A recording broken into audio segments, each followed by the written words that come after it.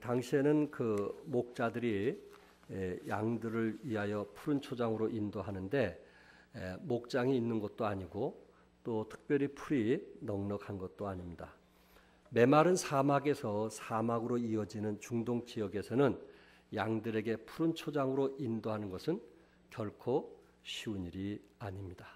조금씩 있는 풀을 찾아 먹이느라 이곳저곳을 헤매고 또 양들과 함께 이제 따라다니는 그 목자의 심정, 그러면서도 좋은 풀을 먹여야 되겠다는 생각, 그리고 좋은 물을 마시게 해야 되겠다는 이 생각으로 양들을 참 푸른 초장으로 물가로 인도하는 그 목자의 모습을 우리는 성경을 통해서 보게 됩니다. 때로 목자는 자신의 생명을 내놓는 그런 일들을 참 마다하지 않냐고 기쁨으로 합니다. 양을 이제 푸른 초장으로 인도하다 보면은 맹수와 더불어 싸울 때도 있고 또 강도가 이제 오면은 또 목숨을 내놓고 싸야만 되는 오로지 양들을 지키기 위한 목자의 마음입니다. 더욱이 무서운 것은 폭풍과 벼락이라고 합니다. 이때는 자칫 잘못하면은 많은 양이 죽음을 당하기 때문에 이 자연의 위험으로부터 목자들은 보호하기 위하여 피나는 노력을 한다고 합니다. 어쨌든 목자는 풀이 있는 곳으로 양들을 인도하며 그리고 그런 이 푸른 이제 이 목장으로 찾기 위해서 위험한 길 또한 생명을 거는 길임에도 불구하고 마다하지 않고 양들의 필요를 위해서 안내하는 목자의 모습을 우리는 보게 됩니다.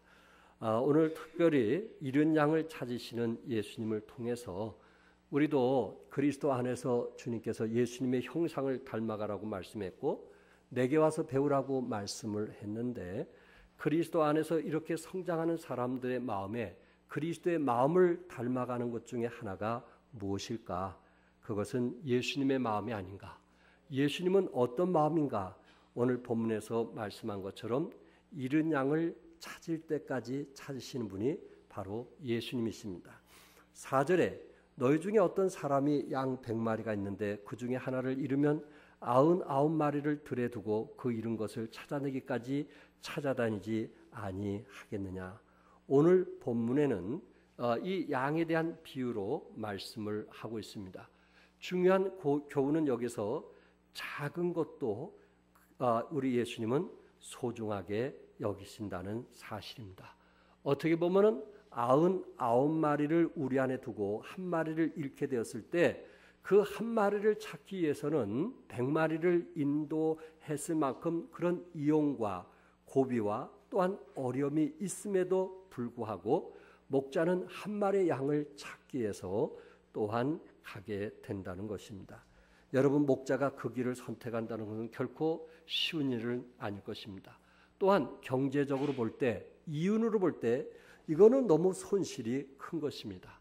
한 마리의 양을 위해서 목자가 또 그 희생과 대가를 치른다는 것은 경제적인 이윤을 따진다면 너무나 엄청난 손실임에도 불구하고 목자는 잃은 양 한 마리를 찾기 위해서 기꺼이 지금까지 왔던 길을 다시 가야만 되는 목자의 모습을 보게 됩니다. 오늘 특별히 이렇게 목자가 잃은 양을 찾을 때까지 찾고자 했다고 했는데 어떤 마음을 가질 때 우리도 그런 사역을 할 수 있을까? 여러분과 내가 어떤 마음을 가질 때 이렇게 예수님처럼 영혼을 대해서 찾고자 하는 그런 마음으로 찾을 수 있을까 하는 것입니다. 그 중에 하나는 불쌍히 여기는 마음입니다. 여기 1절에 보니까 예수님께 가까이 나오고 있는 그 무리들이 있는데 그게 누구냐면은 세리와 죄인들입니다. 여러분, 당시 세리와 죄인들은 바리새인들이나 사두개인들이 손가락질했던 사람들이고 업신여겼던 사람들입니다. 아예 사람으로 취급하지 않았던 사람들입니다. 당시 바리새인과 유대인들은 여기 세리와 죄인들을 볼 때 당시 이 지옥에서 땔감 정도로 이렇게 사람을 취급을 했습니다. 그런데 예수님은 지금 바리새인과 사두개인이 세리와 죄인들을 그렇게 취급하는 모습을 보면서 마리 양보다 한 마리가 더 귀하다는 것을 지금 비유로 바리새인과 사두개인들에게 말씀하고 있는 것입니다. 다시 말해서 지금 예수님은 여기에 세리와 죄인을 두둔하고 있는 것입니다. 지금 세리와 죄인은 어떻게 보면은 바리새인들보다 더 많은 죄를 지을 수도 있고 더 못된 짓을 더 많이 할 수 있음에도 불구하고 예수님은 오히려 율법을 지키고 선하게 사는 바리새인들보다 지금 죄인과 세리를 더 소중하게 여기고 있음을 바리새인들에게 말씀을 하고 있는 것입니다. 바리새인의 영혼이나 당시 창기였던 또한 죄인이었던 그 영혼이나 하나님께서는 동일하다는 것을 말씀하고 있습니다. 마태복음 16장 26절에 사람이 만일 온 천하를 얻고도 제 목숨을 잃으면 무엇이 유익하리요? 사람이 무엇을 주고 제 목숨과 바꾸겠느냐? 사람이 만일 온 천하를 얻고도 여기에 온 천하를 얻고도 제 목숨을 잃으면 무엇이 유익하리요? 다시 말해서 우리의 영혼이라고 하는 것은 영혼이라는 것은 영생이라고 하는 것은 온 천하보다 더 귀하다는 것을 말씀하고 있습니다. 비록 이들이 세리요, 비록 이들이 죄인이요, 비록 이들이 죄를 많이 짓는 창녀라 할지라도 그 영혼은 천하보다 귀하다는 것을 말씀하고 있고 또한 율법을 공부한 바리새인이나 또한 석학자이라 할지라도 저들의 영혼이나 세리나 죄인들의 영혼이나 동등함을 예수님께서 우리에게 말씀하고 있습니다. 여러분과 나는 혹시 어떤 사람을 선택할 때 어떤 기준으로 보고 있는지 한번 기억해 보시기 바랍니다.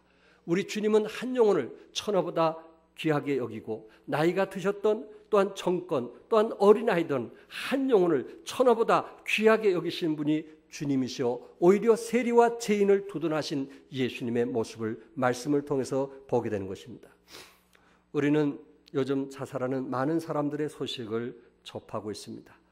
경찰청에 따르면 2011년 한 해 동안 자살한 사람이 15,900여 명이라고 합니다. 하루에 43명, 1시간에 2명꼴로 자신의 목숨을 끊는다는 이야기입니다. 우리 주위에 많은 사람들이 이제 이 학업 문제 때문에 또한 취직 문제 때문에 사업 문제 때문에 1시간에 2명꼴로 자살을 하고 있다는 것입니다. 그중에 그 자살한 사람들 중에 저명 인사들이 있기도 하고요. 대법 원장을 지내던 분도 있기도 하고요. 또한 그룹 회장님도 있기도 하고요. 정치인 또한 꽃다운 연인들도 스스로 자살하는 것을 우리가 보고 여기서 우리에게 주는 시사가 무엇일까? 결국 그들은 이 땅에서 부귀와 영화를 누린다 할지라도 아무리 얼굴이 아름답게 생겼다 할지라도 결코 그것이 자신을 만족할 수 없다는 것을 우리에게 보여주고 있습니다. 그래서 우리는 사람들을 볼 때 우리가 예수님처럼 저들을 어떻게 여겨야 돼요? 불쌍히 여기는, 저들이 지금 지옥으로 향해 달려가고 있는 저들을 볼 때마다 불쌍히 여기는, 그래서 저들에게 복음을 전해야 될 책임이 있다라는 것입니다. 우리는 불쌍히 여기지 않고는 저들에게 복음을 전할 수가 없어요. 그러나 예수님처럼 죄인과 세리에 대해서 불쌍히 여기는 마음이 있었기 때문에 예수님은 저들에게 복음을 전하셨던 것입니다. 또한 예수님은 힘쓰고 애쓰게 찾는 마음이 있었다는 것입니다. 4절에 찾아내기까지 찾았다. 찾아내기까지 찾았다. 결코 이것은 참 어머니나 아버지가 자식을 잃었을 때 쓰는 용어가 아닐까라는 생각을 해봅니다. 정말 우리 부모들이 내 자식을 잃게 되었을 때 그 자식을 찾아내기까지 찾는 부모의 마음처럼 여기에 목자는 잃은 한 마리의 양을 위해서 찾아내기까지 찾겠다는 그 예수님의 마음을 보게 되는 것입니다. 성도 여러분, 예수님이 99마리도 귀함을 아시지만은 그러나 한 마리의 양도 소중함을 아셨습니다. 오병이어의 기적 아시죠? 예수님은 5,000명이 넘는, 어떤 성경은 7,000명이 넘는, 그런 또 어떤 성경은 군중이 모여있는 그런 속에서 예수님은 설교도 하셨고 또한 사람들이 너무 많아서 산 위에 오르셔서 설교도 하셨습니다. 무리를 두고 설교도 하셨습니다. 그러나 예수님은 니고데모, 개인적으로 찾아온 니고데모에게 개인적으로 복음을 전하셨고, 또한 아무도 이제 오지 않는 그 정오에 창녀가 그곳에 물들어 왔을 때 예수님은 창녀가 옴을 이미 아시고 그곳에 찾아가서 그 창녀에게 복음을 전해서 그가 자기 동네 가서 복음을 전하는 이런 역사적인 일들을 보게 되고, 또한 무리들 곁에서 삭개오가 나무에 올라갔을 때 예수님은 그 무리 중에서도 나무에 올라가 있는 삭개오를 아시고 내려오라 이렇게 말씀하면서 그 집에 가서 복음을 전하는 이러한 놀라운 일들을 보게 됩니다. 예수님은 무리 중에 일을 하시지만은 그럼에도 불구하고 개인 한 사람 한 사람들이 얼마나 소중하고 있다는 것을 말씀하고 있습니다. 예수님은 세상의 모든 사람을 구원하기 위해서 십자가에 정말 못 박히시고 돌아가셨지만은 더 중요한 것은 여러분 개인 한 사람이 돌아오도록 하기 위해서 천년을 하루를 천년같이 기다리는 예수님인 것을 믿으시기 바랍니다. 예수님은 찾을 때까지, 여러분들이 사랑하는 자식을 한번 잃어본 경험이 있습니까? 찾을 때까지. 부모의 우선순위가 뭐겠어요? 직장이겠어요? 사업이겠어요? 우선순위가 뭐겠어요? 잃은 자식을 찾는 것이 우선순위 아니겠어요? 예수님 마음은 그런 마음이었어요. 잃은 양을 찾는 것이 그의 삶의 우선이었어요. 그것이 예수님이 하시는 일이기 때문에 그렇습니다. 여러분과 내가 정말 믿음이 성장했다는 것이 무엇입니까? 주님을 사랑한다는 것이 무엇입니까? 예수님의 마음을 닮아가는 것 아니겠어요? 내 죄에 잃어버린 영혼들을 구령하고 생명을 얻게 하는 것이 우리의 일이 아니겠느냐 하는 것입니다. 또한 예수님은 이제 영혼을 찾는데 그의 마음이 인내하는 마음이 있었다는 것입니다. 복음을 전할 때 인내 자세가 얼마나 중요한지 모릅니다. 여러분과 내가 정말 인내할 수만 있다면은, 그 영혼을 우리가 놓지 않을 수 있다면은 우리는 반드시 그 영혼을 믿게 할 수가 있다는 것입니다. 조지 물러의 그 기도의 응답에 보면은 그가 50년 동안 기도해서 바로 그가 죽기 전에 그 사람이 예수님을 영접했고 죽은 후에 그 사람이 예수님을 영접했다는 그러한 자서전이 있습니다. 여러분, 조지 물러는 한 사람을 구원하기 위해서 50년 동안 기도했다는 것을 믿으시기 바랍니다. 여러분들이 정말 어떤 영혼을 구원하기 위해서, 생명을 얻기 위해서 내가 그 사람의 이름을 적어내고 중보기도를 함께 하면서 정말 그 영혼이 예수 믿고 구원받았다면 이보다 더한 기쁜 일이 어디 있겠느냐 하는 것입니다. 한 마리의 양을 찾기 위해서는 목자는 또한 좁고 험한 길로 가야만 되었고 비탈진 길로 가야만 되었고, 또한 그 낭떠러에 떨어지면은 그런 산산조각이 나는 그런 산길을 걸어야만 되었음에도 불구하고 한 양을 찾기 위해서 포기하지 않고 찾을 때까지 찾아가는 그런 목자의 모습이 바로 예수님의 마음인 것입니다. 예수님은 마태복음 9장 11절과 13절 다 같이 한번 읽겠어요. 시작. 바리새인들이 보고 그의 제자들에게 이르시되 어찌하여 너희 선생은 세리와 죄인들과 함께 잡수시느냐? 예수께서 들으시고 이르시되 건강한 자에게는 의사가 쓸데없고 병든 자에게 쓸데있느니라. 너희는 가서 내가 긍휼을 원하고 제사를 원치 아니하노라 하신 뜻이 무엇인지 배우라. 나는 의인을 부르러 온 것이 아니요 죄인을 부르러 왔노라 하시니라. 아멘. 의인을 부르러 온 것이 아니고 누구를 부르러 왔어요? 죄인을 부르러 왔어요. 우리가 이 시간에 예배 드릴 때 우리는 주님 앞에 통회하는 마음으로 찾아오는 그 사람을 하나님께서 귀히 여긴다고 말씀을 했습니다.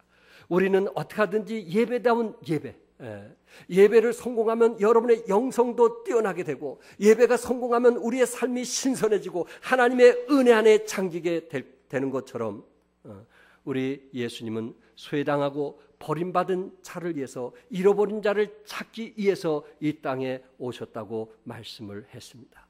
예수님께서 이렇게 세리와 죄인들을 귀하게 여기는 이유가 무엇일까요? 바리새인들은 그들이 이제 지옥의 땔감이라고 표현을 해서 업신여기고 있고 무시하고 있고, 그리고 그들을 비난하고 있는 그런 바리새인들에 비해서 예수님은 왜 이들을 귀히 여기고 소중하게 여겼을까요? 요한복음 17장 6절에 보면은 그들은 아버지의 것이었는데 내게 주셨음이라고 했어요. 아버지 것이었는데 내게 주셨다고 말씀했어요. 그리고 요한복음 17장 24절에 보면 아버지여 내게 주신 자도 나 있는 곳에 나와 함께 있어. 아버지여 내게 주신 자도 나 있는 곳에 나와 함께 있겠다고 말씀을 했습니다. 여러분들에게 참 구역원들을 맡긴 것은 누구 것이에요? 아버지 거예요. 아버지께서 나에게 맡겨준 거예요. 그렇기 때문에 우리는 그 일에 대해서 최선을 다해야 되고 우선으로 그 일을 감당해야 되는 사람이 되어야 될 것입니다. 왜? 하나님이 하실 일을 우리에게 맡겨줬기 때문에 그랬어요. 예수님은 그 사실을 알았을까요? 몰랐을까요? 알았어요. 그래서 그들은 아버지의 것이 있는데 내게 주셨으며 누가? 세리가, 누가? 죄인이, 누가? 장녀가, 누가? 이 세상에 못된 짓을 너무 많이 해서 다시는 돌아보지 않는 그런 사람들, 강도들, 이 모든 사람들까지도 하나님께서 예수님에게 주셨다. 이렇게 말씀을 하고 있고 예수님은 그들을 위해서 목숨을 버린다고 요한복음 10장 15절에 말씀하고 있습니다.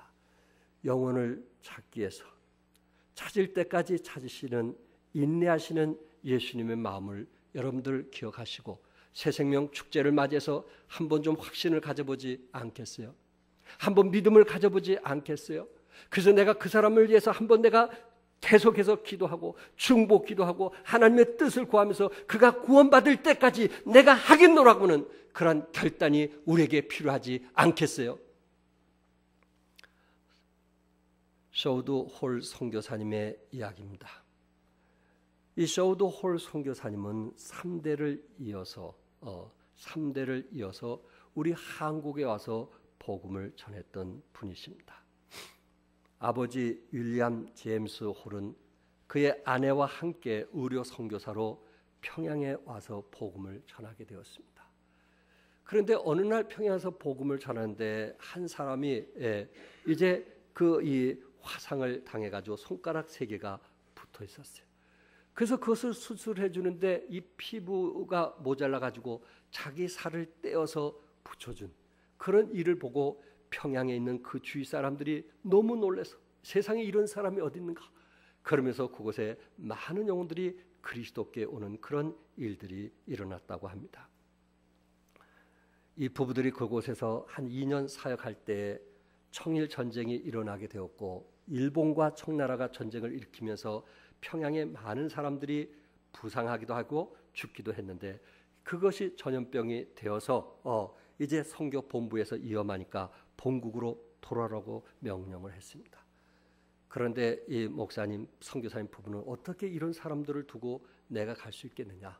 나는 이들과 함께 하겠다.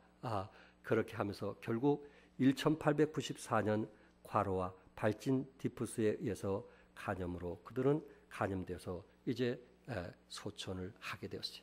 마지막 선교사 남편은 아내에게 이렇게 말했다고 합니다. 내가 평양에 갔었던 것을 원망하지 마시오. 내가 예수님의 뜻을 따른 것이오. 나는 하나님의 은혜를 받았어. 내가 평양에 갔었던 것을 원망하지 마시오 하고 아내에게 얘기했다고 그래요. 그러면서 그 당시 남편이 돌아갔을 때 2살 아이가 있었고 뱃속에 7개월 된 아이가 있었어요. 그래서 아이를 낳기 위해서 미국에 갔다가 그 아이가 태어나면서 이분이 계속 기도하고 있는데 하나님이 남편 대신 한국에 가서 복음을 전하라는 것입니다. 그것이 성령의 인도라고 생각을 해서 이제 2 자녀를 데리고 한국에 평양에 다시 왔는데 20일 만에 이제 딸이 전염병에 걸려서 죽고 말았어요. 이질에. 그래서 그 딸을, 그 사랑하는 딸을 자기 남편 옆에 장한진이라는 이제 옆에다가 묻어두면서 이렇게 기도했어요. 하나님, 사랑하는 내 아들 셔우드 홀과 한국에서 평생 사역을 할 수 있게 해주시기 원합니다. 내 아들, 자기 아들, 살아있는 아들, 지금 딸을 묻으면서 하는 얘기가 자기 남편 옆에 자기 딸을 묻으면서 하는 그 아내가 뭐라고 했냐면 이제 남은 아들이 이 한국을 위해서 평생 사역할 수 있게 해달라고 그렇게 기도하는 어머니의 마음을 한번 생각해 보시기 바랍니다. 미국으로 갔으면 편안하게 생활할 수 있는데 자식들을 좋은 교육으로 시킬 수 있음에도 불구하고 오로지 영혼 구령에 복음에 초점을 맞췄던 이들의 마음을 한번 생각해 보시기 바랍니다. 결국 아들이 성장해서 68세, 어머니가 68세 되기까지 43년 동안 아들과 함께 사역을 하게 되었고, 그리고 처음으로 맹인들 교육을 시작하였고, 동대문 부인병원을 시작해서 현재 2대 부속병원이 되었고, 그리고 경성 여자의학전문학교를 세웠는데 현재 고대 의대가 되었습니다. 그 아들 셔우드 홀은 조선에서 최초로 결핵 환자를 위한 크리스마스 시를 발행하는 선교 활동을 하다가 일본에 의해서 추방당하게 되었고, 그리고 인도에 가서 사역을 하다가 그가 91세 나이로 한국에 와서, 한국의 고국에 와서 아버지가 세운 광성고등학교에서 초청장이 나와서 91세에 한국에 와서 아버지, 어머니, 여동생이 묻힌 그 양아진에 가서 눈물을 흘리면서 이는 이렇게 얘기했다고 합니다. 저는 여전히 한국을 사랑합니다. 제가 죽거든 절대로 미국이나 캐나다 땅에 묻지 마시고, 제가 태어나서 자랐던 사랑하는 이 나라, 또한 내 사랑은 어머니, 아버지, 누이 동생이 잠들어 있는 이 한국 땅에 묻어 주시기를 바랍니다. 그런 유언을 했다고 합니다. 결국 그는 아버지에 이어서 98세 나이로 숨을 거두었고 부인과 함께 양아진 땅에 묻히게 되었습니다. 여러분, 이렇게 가족들이 왜 위험도 알고 그들이 이런 고통도 알면서도 기꺼이 목숨을 대한민국을 위해서 바쳤을까요? 여러분과 나를 사랑했기 때문에 그렇지 않나요? 무지에서 하나님을 몰랐던 여러분과 나에게 복음을 전하기 위해서 그들은 희생하고 헌신한 거 아닐까요? 우리는 선교사님을 통해서 이미 빚진 자가 되었어요. 이제 우리가 해야 될 일은 잃어버린 영혼들을 위해서 그들을 찾을 때까지 복음을 전하는 일이 우리의 일이 아닐까요? 이 일이 우리는 계속돼야 됩니다. 우리는 이 일을 쉬지 말아야 할 것입니다. 왜? 주님께서 이 일을 명령하셨기 때문에 그렇습니다. 두 번째로 예수님은 잃은 양을 찾으면 공동체와 함께 즐기십니다. 5절과 7절에 또 찾아낸 즉 즐거워 어깨 메고 집에 와서 그 복과 이웃을 불러 모으고 말하되 나와 함께 즐기자 나의 잃은 양을 찾아내었노라. 목자는 양떼에 대한 책임이 있습니다. 그래서 양떼를 잃게 되었을 때 찾을 때까지 그 양을 찾게 되고 그 양을 찾게 되었을 때 어깨 메고 집으로 돌아가게 되면은 그 공동체에 있던 모든 사람들이 함께 기뻐하는 것입니다. 언젠가도 말씀드렸듯이 양이 이제 조금 큰 거는 100kg가 넘습니다. 그 100kg가 넘는 양을 한번 안고 올 생각을 해보세요. 안고 올 생각을 해보세요. 여러분, 달리기를 할 때, 오랜 달리기를 할 때 사자가 빠르겠어요? 사람이 빠르겠어요? 사람이 이기겠어요? 사자가 이기겠어요? 오랜 시간에. 누가 이길 것 같아요? 누가 이길 것 같아요? 사람이 이겨요, 사람. 그래서 오래 참을 수 있도록 하나님께서 사람에게 허락한 거예요. 사자는 그 이유가 뭐냐면 털이 있어서 오래 뛰질 못해요. 쉽게 지쳐요. 근데 사람은 하나님께서 털이 없게 하셔가지고 오래 뛰도록 하겠어요. 오래. 단거리는 사자가 빠를 수 있지만은 장거리는 사람이 이길 수 있어요. 하나님께서 사람을 태어나게 할 때 오래 참고 하면 모든 것을 승리하게 만들어 주셨다는 거예요. 이처럼 하나님께서 여기에 소외당한 사람들을 위해서 오래 참도록 하셨어요. 여러분 한번 생각해 보세요. 이렇게 100kg 넘는 양, 털이 얼마나 많아요. 그 털을 어깨에 메고 온다는 것은 사람으로서 아열대 지방으로서 이게 가능할까요?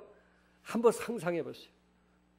그러나 그게 가능할 수 있었던 것은 그 털 많은 양, 80kg, 100kg 넘는 그 양을 어깨에 메고 올 수 있었던 것은 그 양에 대한 사랑 때문이었어요. 그것 없이는 경제적으로 따질 때는 그거는 불가능한 거예요. 돈으로 따지면 그건 불가능한 거예요. 그 양에 대한 뭐 때문에요?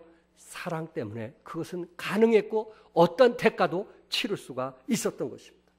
예수님의 그 엄청난 희생과 그 대가는 이거는 돈으로 계산해서 될 일은 아니지만은 여러분과 나를 사랑하셨기 때문에 이 땅에 오신 줄 믿으시기 바랍니다.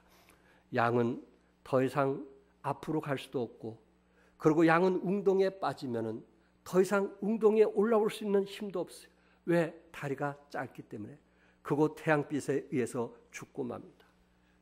목자는 그것을 알기 때문에 쉬지 않고 찾을 때까지 쉬지 않고 찾는 목자의 모습.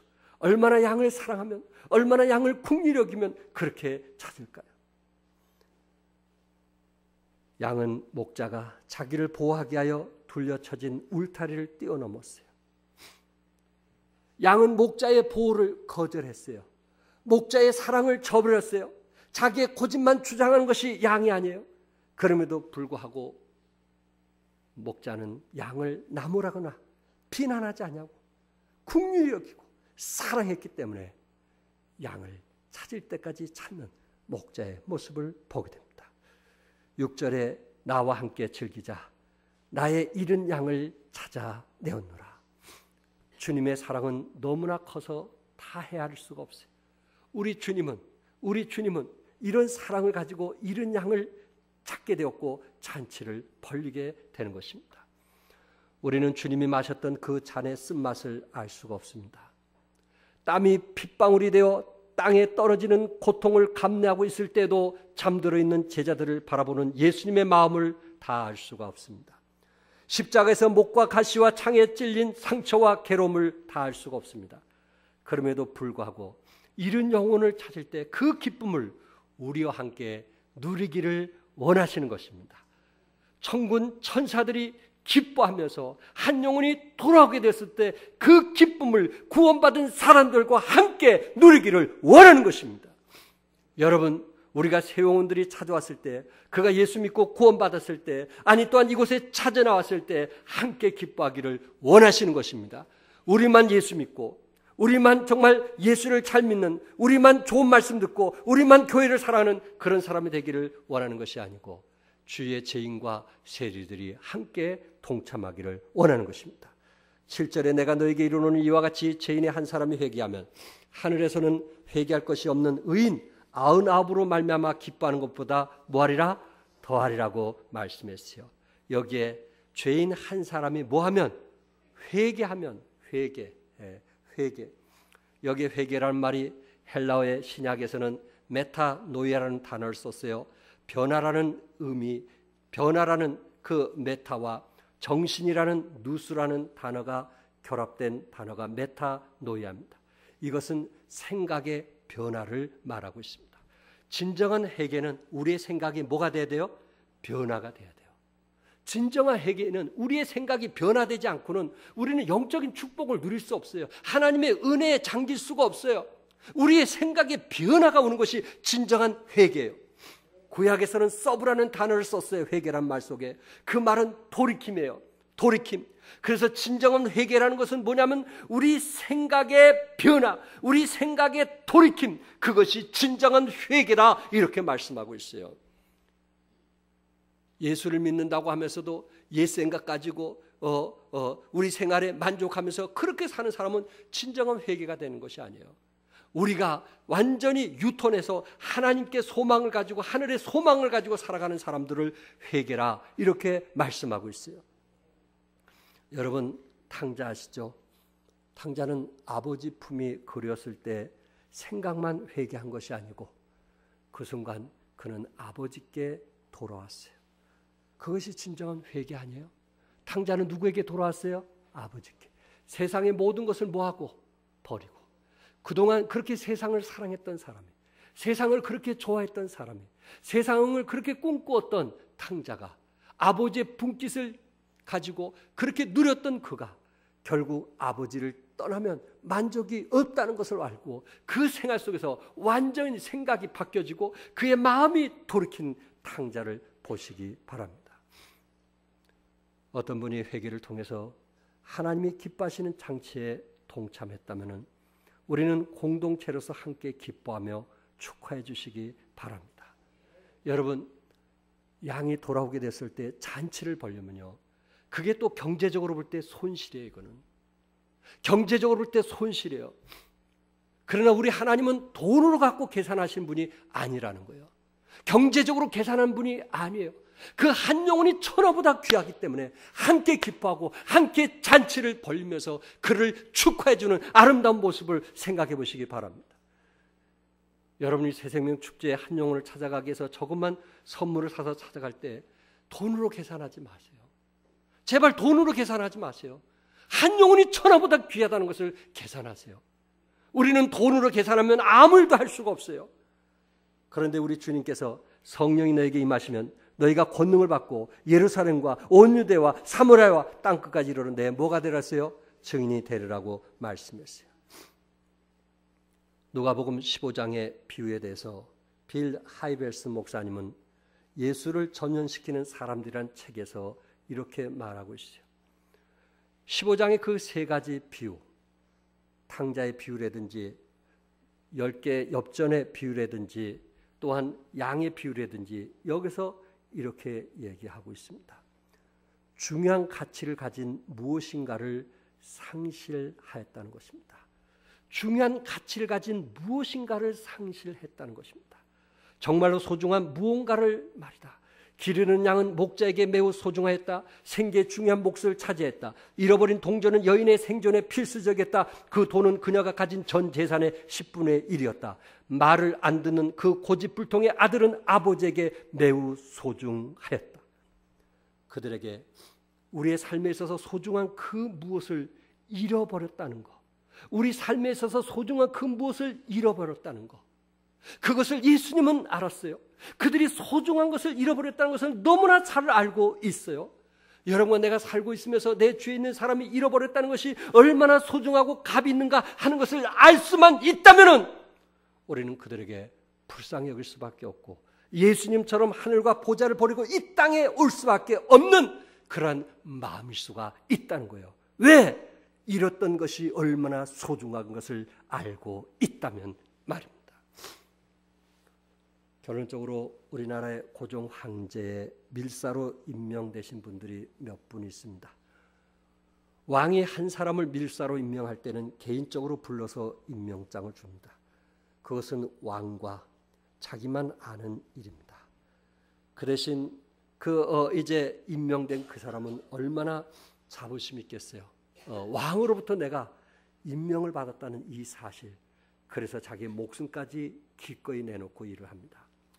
그 중에 한 사람이 이준 열사가 있는데 이준은 1907년 5월에 고종 황제의 밀사로 황제 임장을 받고 비밀리에 서울을 출발하였고 러시아의 블라디보스토크에서 이상서를 만나 합류하고 시베리아를 거쳐 베테르부르크에서 위종과 합류하여 러시아 황제에게 고종의 친서를 전합니다.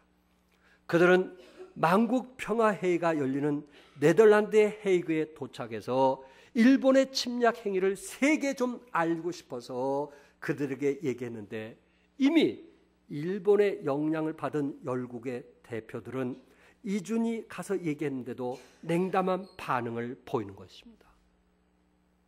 대한민국이 지금 일본에서 이렇게 고통을 당하고 있다는 그 사실을 말하고 있음에도 불구하고 저들이 돈을 먹었는지 뭘 먹었는지는 알 수 없지만은 냉담한 반응을 보이는 것입니다. 결국 이준은 뭔가 왕에게 임명받은 그 일을 이루어야만 되었기 때문에 어떻게 하든지 그 일을 이루어야만 되었기 때문에 그는 그곳에서 할복자결을 했습니다. 대한 독립의 의지를 보여주었던 것입니다.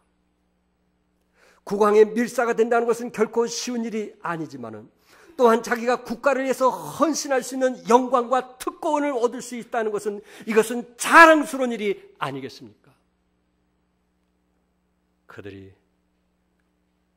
대한민국의 고통과 어려움을 알지 못하셨을 때 스스로 할복자결하면서 대한민국의 고통을 저들에게 보여주고 싶었던 것입니다.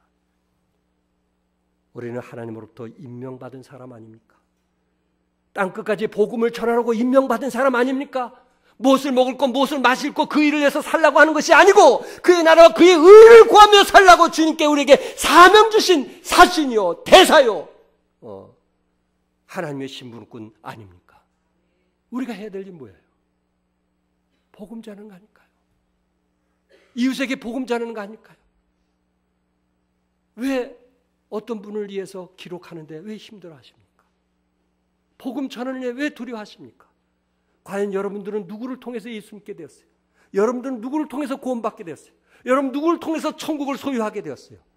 이제 우리는 빚진 자로서 그 일을 해야만 되지 않겠습니까? 마태복음 28장 19절 20절 같이 읽고 마치겠어요. 다 같이 읽겠어요. 시작. 그러므로 너희는 가서 모든 민족을 제자로 삼아 아버지와 아들과 성령의 이름으로 침례를 베풀고 내가 너희에게 분부한 모든 것을 가르쳐 지키게 하라. 볼지어다 내가 세상 끝날까지 너희와 항상 함께 있으리라 하시니라. 아멘. 기도하겠습니다.